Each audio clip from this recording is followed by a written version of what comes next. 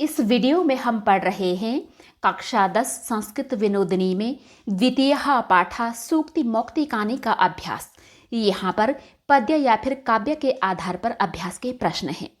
पहला है एक पदेन उत्तरत, यानी एक शब्द के द्वारा उत्तर दीजिए। एक एव कह अस्ति, यानी एक ही कौन है जगत सृष्टा, यानी संसार को बनाने वाला ईश्वर।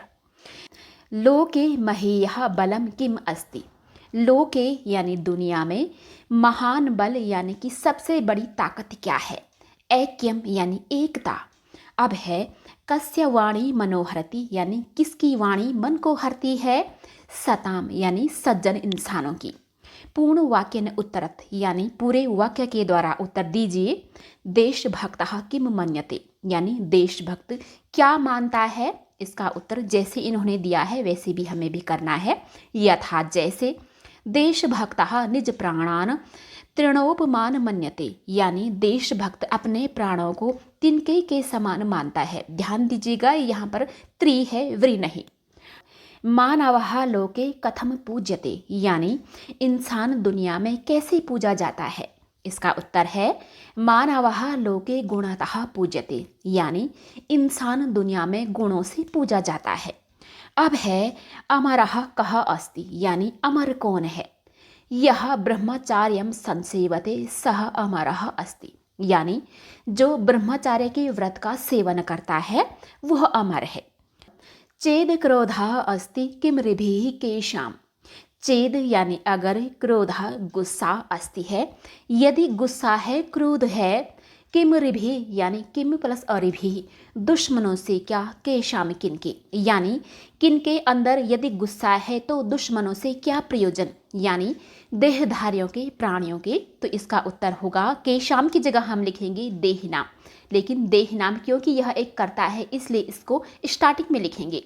देहिनाम चेद क्रोधः अस्ति किम ऋभिः, यानी प्राणियों के अंदर यदि गुस्सा है तो दुश्मनों से क्या प्रयोजन। अब है इसमें कीदृशम वचः दुर्लभः, यानी कैसी वाणी मुश्किल से मिलती है। हितम मनोहारी च वचः दुर्लभः, यानी कल्याणकारी और मन को अच्छी लगने वाली वाणी मुश्किल से मिलती है। सत्यवादिनः किम न प्रकुर्वन्ति, यानी सत्यवादी लोग क्या नहीं करते हैं। सत्यवादिनः प्रतिज्ञाम वितथाम न प्रकुर्वन्ति, यानी सत्यवादी लोग प्रतिज्ञा को अन्यथा या फिर झूठा नहीं करते हैं। अब है प्रश्न नंबर 3, निर्देशानुसारम उत्तरत, यानी निर्देश या आज्ञा के अनुसार उत्तर दीजिए। बलम अस्य विशेषण पदम किम अस्ति, यानी बलम जिसे हम ताकत या शक्ति कहते हैं, इसका विशेषण शब्द क्या है। विशेषण वह शब्द होता है जो संज्ञा या सर्वनाम की विशेषता बताता है। बलम यानी ताकत, कैसा बल, महान बल। तो महान क्या हो गया यहाँ पर, विशेषण, यानी संस्कृत में कहते हैं महीयः।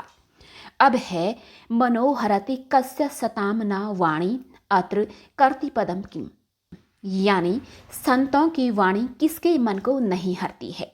यहाँ कर्ता का पद क्या है। कर्ता वह होता है जो वाक्य में काम करता है या फिर जिस पर पूरा का पूरा वाक्य बना होता है। तो क्या है, संतों की वाणी, तो इसका कर्ता का पद होगा सताम वाणी, यानी सज्जनों के वचन या फिर सिंपली वाणी वचन। हितम अस्य विशेष्य पदम अत्र किम प्रयुक्तम, यानी हितम जिसका अर्थ होता है कल्याणकारी, इसका विशेष्य पद यहाँ क्या प्रयोग किया गया है। विशेष्य वह पद होता है जो संज्ञा या सर्वनाम होता है जिनकी विशेषता बताई जानी है।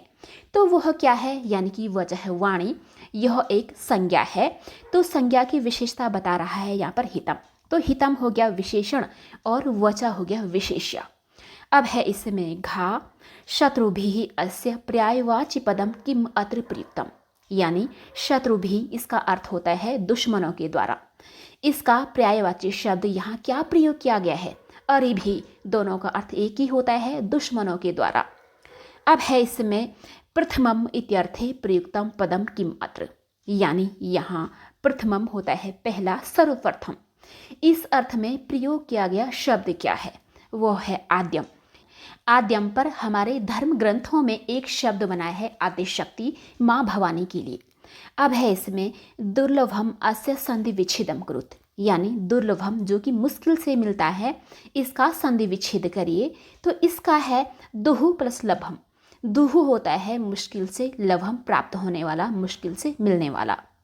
संसेवते अत्र प्रयुक्तः उपसर्गः कः, यानी संसेवते यहाँ प्रयोग किया गया उपसर्ग क्या है? उपसर्ग यानी जो शब्द स्टार्ट में लगा है तो वह है इसमें सम, क्योंकि इसका विच्छेद करने पर बनता है सम प्लस सेवते। अब है इसमें शरीर माध्यम खलु धर्म साधनम अत्र प्रयुक्तः अव्ययः काः, यानी अवयव वह शब्द होता है जो लिंग और वचन के अनुसार अपना रूप नहीं बदलता है।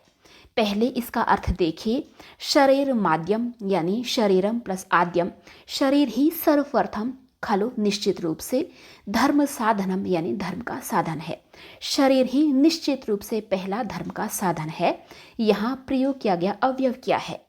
तो अवयव का अर्थ तो आप जान ही गए होंगे। तो यहाँ पर अवयव है खलु, जिसका अर्थ होता है निश्चित रूप से। यह हमेशा एक जैसा ही रहता है, चाहे इसके साथ वचन, विभक्ति और लिंग कुछ भी आए।